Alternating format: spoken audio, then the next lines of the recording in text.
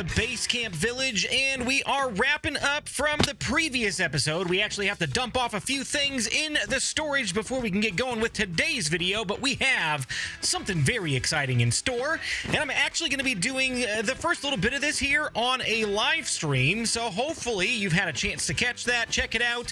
If you didn't and you missed it, well, you probably didn't have those notifications turned on, right? So before we get rolling, be sure to hit that like button. 100% free, doesn't cost you a thing, but it helps out the community tremendously.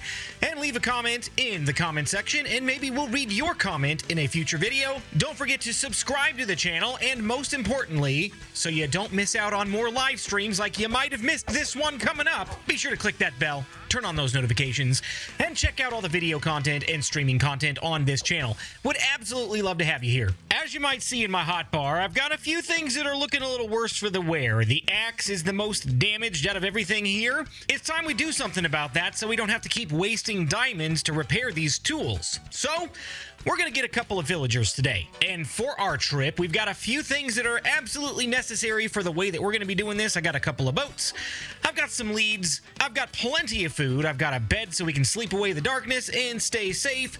I've got my leather boots in case we have to travel over any mountains or powdered snow. So now all we got to do is just take off, head in one direction, keep going until we find a village that's got villagers, and then we'll go from there. Okay, we're over here at this village that's near spawn, and I totally didn't need reminded from the people in my live stream chat that this village existed. Yeah, I totally remembered. But we're here, and it looks like there are a couple of villagers that may not have been traded with. I think Prowl left them alone. I think maybe the only one that has been traded with is this guy right here, the librarian. Fortune 3 book, all of that good stuff. So here's what we need to do. That librarian is assigned to this lectern right here. And the way the villagers work, if you have a workstation and you put it down in a village or near a villager, they will assign themselves to that workstation and they will assume a job. So this blast furnace right here makes this guy an armorer. If we break this blast furnace, hopefully there's not another blast furnace around, but there you go. You see the angry bubbles, he got really mad. I don't believe he's been traded with yet. There's no XP to indicate that he has, so he should lose his profession, right? Buddy, I'm going to have to keep looking around. I'm going to go around and break every workstation that I can find. Hopefully, we'll be able to clear these guys' trades. The reason why we're doing this is because we need our villagers to be a very specific villager type. So, we just need to find any workstation that we can, like this composter here, for example, and we're just going to go ahead and, boom, break it, chuck it in the inventory. Hey, that's a good sign. It looks like one of our villager friends has lost his job. He does not have a profession anymore. If we try to right-click on him, it does nothing. So, what we're going to do for now, we're going to trap this guy right here in a boat. Hey, get in the boat. Go. Don't you like boats? Hey, there you go. There we go. That's a good villager. Then what we can do is we can take one of the leads that we have here, and we can say, come on, villager. We're just going to pull this boat. Pull it, pull it, pull it, pull it, pull it. All right, come on, villager. If we come up here and jump up one, we should be able to pull this boat up by a block. It should work. Why isn't it working? This used to work. So what we're going to do instead, we're just going to row the boat gently down the grass, and we'll figure out what to do if we got to go uphill, which I'm sure we're gonna. I don't know what we're going to do yet. Oh, you know what it is? Oh, come on, Blue Jay. You need water. What do boats need? It's row your boat gently down the water bucket. Classic children's nursery rhyme. Everybody knows that one. Gently down the bucket, okay? So, you place some water down, and then we can float up. Hold on. We place some water down, and then we can jump out of the boat like we have no idea what we're doing, and then we can jump back in the boat and still act like we don't know what we're doing, and then magically, we should end up on the hillside here. Oh my gosh. Please don't dislike this video. Please don't. Hey, we did it. Hey, we did it. Now we can pick up our water again, and we can just throw it back in the bucket, and we can keep going with our villager. But we're not going to leave yet. We need a couple of villagers. So I don't know how we're going to do this just yet. I think we're going to just alternate. We're going to go like 100 blocks and then come back for the next one, go another 100 blocks, or maybe we can fit 2 villagers in the same boat. You know what? Let's try that. That would be smarter. All right, so one thing I didn't notice was this guy, max level farmer. And this guy, max level farmer. And there's a third one right there. Max level farmer. Not only does this guy have a 4-year degree, he's got a full doctorate in farming. He's creating new seeds, new sprouts, new crops that nobody's ever heard of before.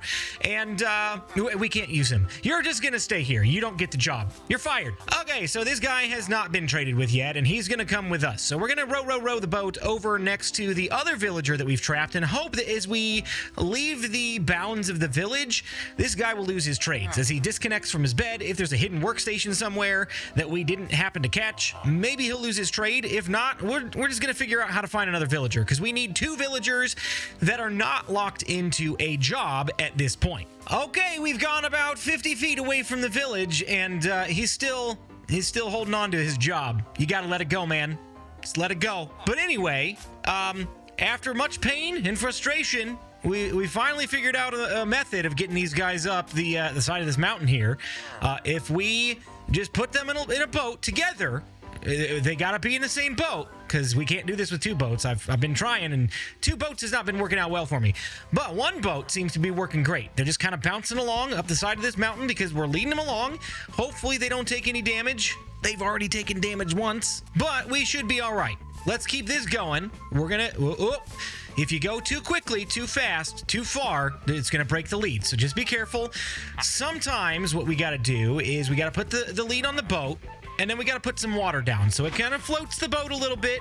But is that going to work? Is it going to work? Nope, because the water's not even going there. So let's put it right here. And that will get it over any little bumps in the terrain where it might get stuck. All right, so we've got our villagers trapped in a boat in a hole in the ground, like a hobbit. And our campsite is right over the edge of that hill right there. And we're keeping them far away just for the moment, because I've got some workstations over there that I don't want to break. I used barrels for decorations.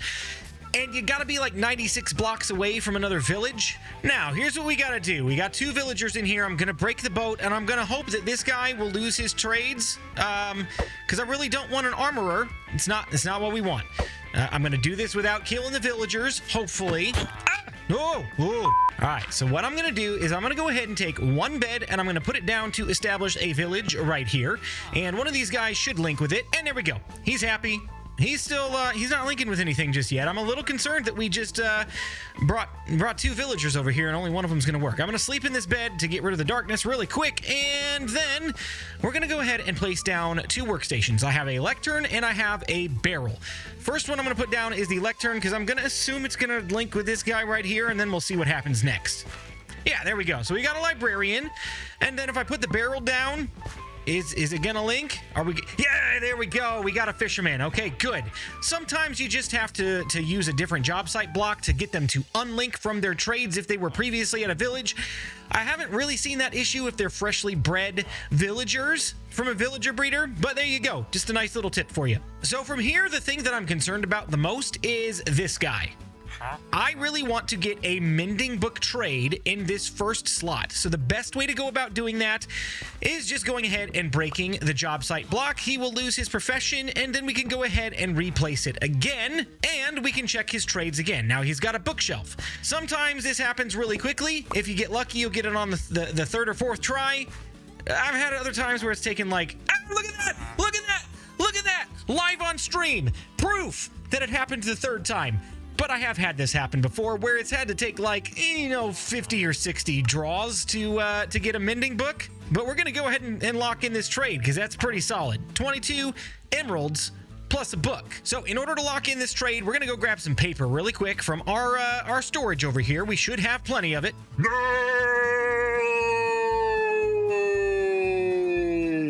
Oh, I leave for 2 seconds, and he relinked with his workstation and refreshed his trade. Oh my goodness. Okay, well, let's start the re-rolls again. This is why you always come prepared. Another way that we can quickly roll trades on our villager friend here is we can take a sticky piston and make sure that the sticky side of it is facing into the side of our lectern here, and we can place a lever directly on top of it and then just go boom, and it'll break the trade, and it should relink really quick. And we got multi-shot, not what we're looking for. We'll go ahead and break it again. And protection 4, great trade, but we're not going to keep it. We are looking for infinity. You know what? This is almost worth it. This is almost worth it. But you know what? We're on the search for mending today because we already have infinity. Don't you dare! Don't you dare! No! Get out of my bed. Get out of my bed. Get out of my bed. Get out of my bed. And get back in that hole. Thank you. Let's try again. Villager. You got nope. Depth Strider. Not what we're looking for. Mending. So, you get the idea. We're just going to keep re-rolling these trades, and I'll let you know once we've got the trade of the hour, Mending. Hopefully it doesn't take an hour to get there. Hey, that didn't take that long. That was only like a couple minutes. Not even lying. 100% honest truth. Couple of minutes. And if we go ahead and trade, it doesn't matter how many times we do it. If we only do it once, we're good. We can lock this trade in. And now this guy is a Mending Villager for life. So if we break the workstation again, he stays a librarian. He does not lose his profession. And when he relinks with the workstation block, he still has Mending as the first option. So that's great. That's what we want to do. We need to get as much paper as we possibly can so that we can eventually get some mending books. Gonna take a little bit because I don't have a true sugarcane farm yet. Maybe that's something we should do here soon. Okay, we've lifted our villagers out of the hole in the ground and put them into a dirt hut for now. This isn't where they're going to stay. I've got some pretty cool plans for both of these villagers that we will probably do in the next episode, at least for one of them. But I want to talk about trade mechanics just for a couple of minutes because this is one of the most important parts of having villagers is being able to trade with them for things that might be valuable. If you go up to a villager with something that he's interested in, he will hold up an emerald and say, that is villager for please trade with me. If we right click on him, we'll get an inventory like this, and you can see we've already done a little bit of trading. Our librarian is at level 3, which means he has his level 1 trades unlocked, his level 2 trades unlocked, and level 3 trades unlocked from novice, apprentice to journeyman. Then we have expert and master. Expert is locked. Master cannot be seen yet because we have not unlocked expert yet, but you can continue to trade with them until the XP bar goes all the way to the right and maxes out this current level. Once level 3 is maxed out, it will unlock level 4 and we'll be able to trade book and quill for emeralds, or we'll be able to trade emeralds for a clock. In my opinion, the most valuable things that librarians have to offer are enchanted books and name tags. Name tags are found on the level 5 master unlock, so we won't be able to get those just yet. But what we can do is continue to trade paper and get more emeralds. And eventually, if we trade enough times, we will get a red X to indicate that our villager is out of stock. So we can no longer trade paper for emeralds. However, any of the items that do not have the red X next to them, we can still trade for. So we could grab some ink sacks and get more emeralds, or books and get more emeralds. We could get mending books. We could get this Impaling 4 book. Smite 2, not the greatest in the world, so we probably won't ever use that, but it's there. Villagers need to have access to their workstations in order to restock their supply. That's why we've put them directly in front of the villagers, and up to twice a day they can work at their workstation and restock, and we can trade again. However, if we continue to trade the same thing over and over and over, it is possible that they will raise their prices and it will cost us more until those prices go back down. Same thing goes for our fisherman villager over here. We've got ability to trade coal for emeralds, or emerald and a raw cod for cooked cod. And you can see we haven't done a whole lot of trading with him yet, so his level 2 apprentice unlocks are not available yet, but this is the one that I'm looking for right here, the 15 fish for 1 emerald. I do have a fish farm, so this dude is going to migrate all the way over there to our AFK fish farm so that we can get rid of some of the excess fish and trade them away for emeralds. We can definitely use some of that fish to eat this season, but I'm going to try to use other food sources because that was our primary food source for season 1 of the Bedrock Guide. So seems like a good idea to use him for fishing villager trades. One more thing to note is that you got to keep in mind this bed has to be here in order for this to be considered a village. If we want these guys to continue to work at their workstations and restock their supplies, this does have to be a village, so we need to make sure that that is there. You only need 1 bed. You don't need 1 for each unless they're separated by 96 blocks or more. We now have enough emeralds to trade with our librarian to get our first official Mending Book of Bedrock Guide Season 2, and I believe I'm going to go ahead and put it on the axe. Oh, because it's in the worst shape. So what you got to do is you go over here to the anvil. We've already talked about this with enchanting, but in case you need a refresher, you go ahead and put the tool in there. You put your mending book in there. You make sure you have enough enchantment cost points available. It's going to cost us 9, and we do have 9, so we can go ahead and put mending on our first tool for Bedrock Guide Season 2.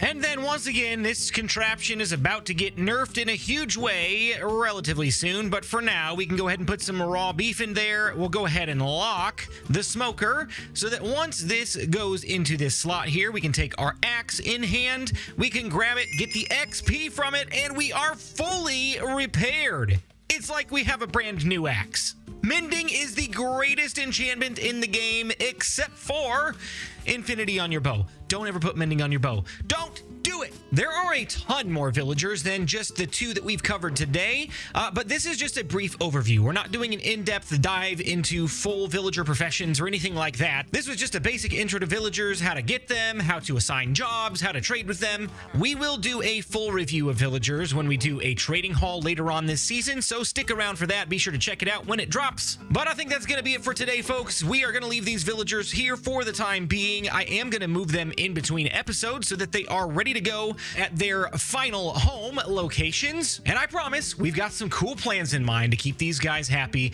to give them a nice home.